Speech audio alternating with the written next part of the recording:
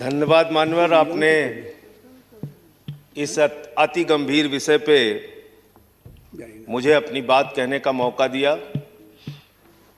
मान्यवर, मैं महामहिम राष्ट्रपति जी के अभिभाषण के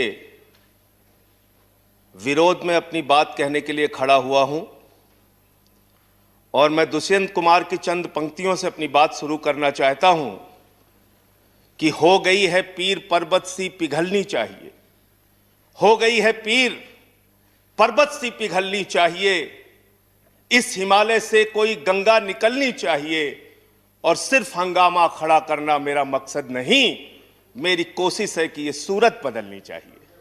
आज मुल्क में जो हालात है किसान के मान्यवर, आज क्या हालत कर दी गई है इस देश में। पिछले 76 दिनों से किसान आंदोलन पर है,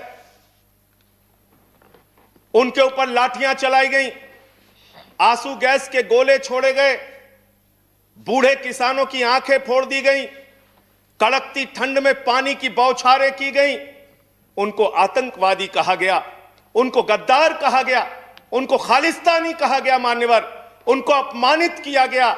यहां तक कि भारतीय जनता पार्टी के एक विधायक ने कहा ये किसान नहीं आतंकवादी हैं, इनको सूट कर देना चाहिए और अगर दिल्ली पुलिस नहीं कर पाती तो मैं इनको जूतों से मारूंगा, जूतों से मारूंगा। ये भाजपा के लोग कह रहे हैं मान्यवर। इस देश के अन्नदाता जो आपको अनाज पैदा करके आपका पेट भरते हैं, आप उनको जूतों से मारने की बात करते हैं। 11 दौर की आप वार्ता कर चुके, सारी की सारी वार्ता फेल। आप कहते हैं मैं एक फोन कॉल की दूरी पर हूं। मैं पूछना चाहता हूं क्या इस सरकार के पास कॉल करने के लिए 2 रुपए भी नहीं है? अरे 2 रुपए नहीं है तो हम लोगों से ले लो, लेकिन कॉल कर लो किसानों को, कॉल कर लो किसानों को। उनकी पीड़ा चरम पर पहुंच चुकी है मान्यवर। 165 किसानों ने अब तक अपनी शहादत दी है। आप जाइए गाजीपुर बॉर्डर पे, वहां पे 97 साल के इलम सिंह आपको मिलेंगे। उनके 2 बेटे फौज में हैं, रो रो के कहते हैं मुझे इस उम्र में उग्रवादी कहा जा रहा है, नक्सलवादी कहा जा रहा है। उनकी पीड़ा है मान्यवर। आप जाइए टीकरी बॉर्डर पे, आप जाइए सिंगू बॉर्डर पे, पीड़ा के साथ वो लोग कहते हैं शहीद आजम भगत सिंह के वंशजों को, शहीद लाला लाजपत राय के वंशजों को, जलियांवाला बाग कांड में शहादत देने वालों के वंशजों को आप खालिस्तानी कह रहे हैं, आतंकवादी कह रहे हैं, उनको अपमानित करने का काम कर रहे हैं। मैं आपसे पूछना चाहता हूं क्या दुश्मनी है आपकी इन अन्नदाताओं से? चलिए सब कुछ कर लिया आपने, अब तो कम से कम उनके ऊपर दया कीजिए और ये तीनों काला कानून वापस लेना ही पड़ेगा, आपको लेना चाहिए। अब आपने जुल्म की इंतहा कर दी है। आप चले जाइए गाजीपुर बॉर्डर पे मान्यवर, कटीले तार, बड़े बड़े कीले गाड़ दी गई हैं, 12-12 इंच की कीले सड़कों पे गाड़ दी गई हैं। देखकर ऐसा लगता है कि दुश्मन देश की सेना आने वाली है। ऐसी स्थितियां दो परिस्थितियों में जन्म लेती हैं मान्यवर। जब देश का शासक अपनी जनता से डरने लगता है तो ऐसी सीमाएं बेड़ियां बनवाता है, या देश की जनता को शत्रु समझने लगता है तब ऐसी बेड़ियां लगवाता है। यह हो रहा है मान्यवर। आज इनके जुर्म के कारण हिंदुस्तान के महान किसान नेता बाबा महेंद्र सिंह टिकैत के बेटे राकेश टिकैत को रोना पड़ा और यह कहना पड़ा कि भाजपा के लोग घेर कर हमें लाठियों से पीटना चाहते हैं। यह आप करा रहे हैं, यह आप करा रहे हैं। आप डेमोक्रेसी की बात यहां पर करते हैं, आप आजादी की बात यहां पर करते हैं। आपने इस देश की हालत यह बना रखी है कि राजदीप सरदेसाई जैसे वरिष्ठ पत्रकार के ऊपर आपने मुकदमे दर्ज करके पत्रकारिता को भी दबाने और उसको कुचलने का काम किया। हर तरफ जुल्म, हर तरफ एफआईआर, हर तरफ मुकदमे।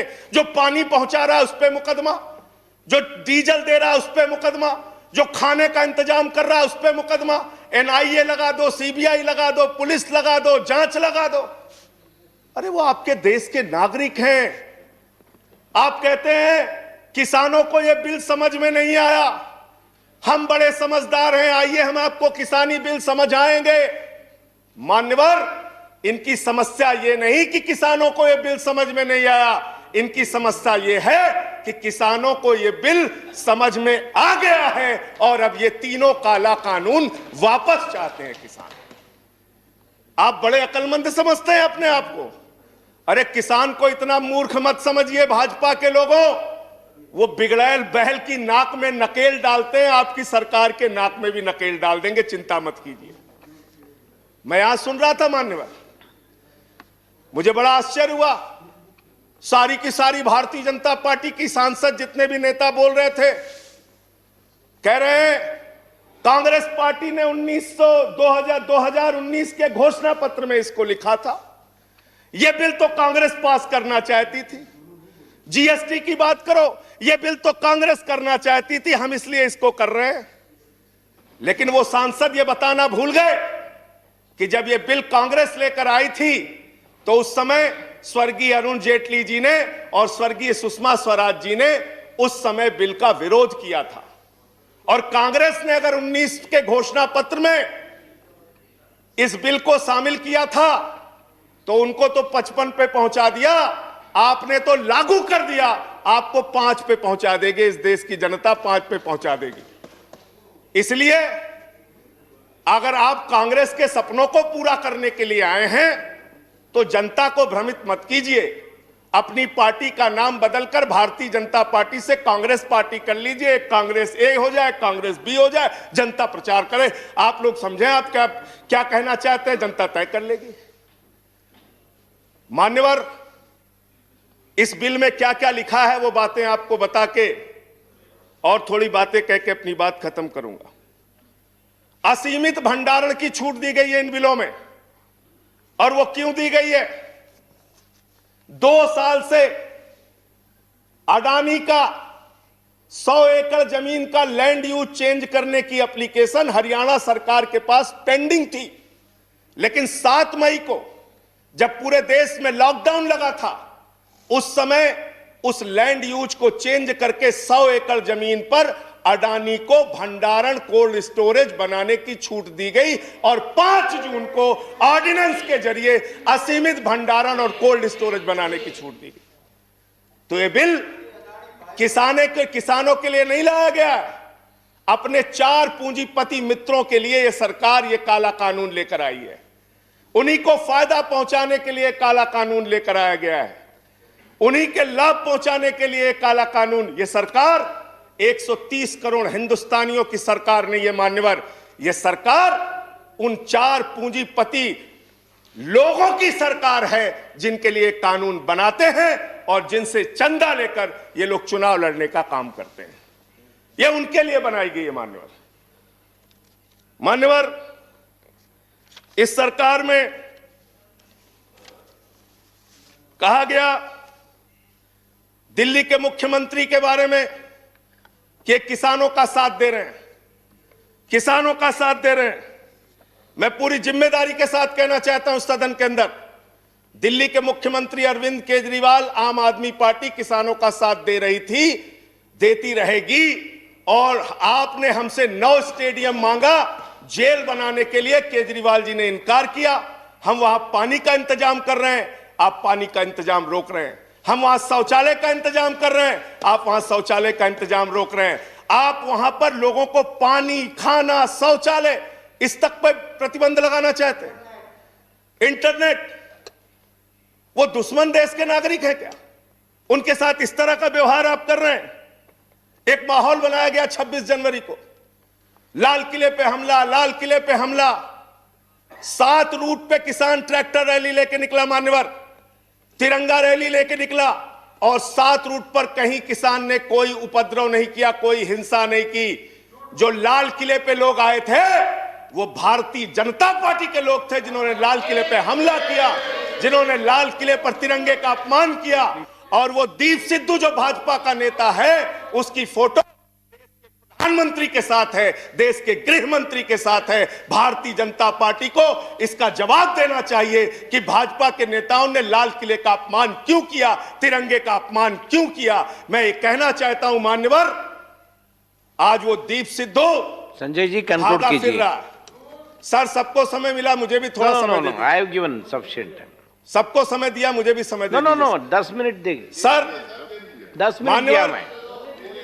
मान्यवर दीप सिद्धू भाजपा का नेता वो फरार है जिसने लाल किले पे हमला किया, जिसने तिरंगे का अपमान किया।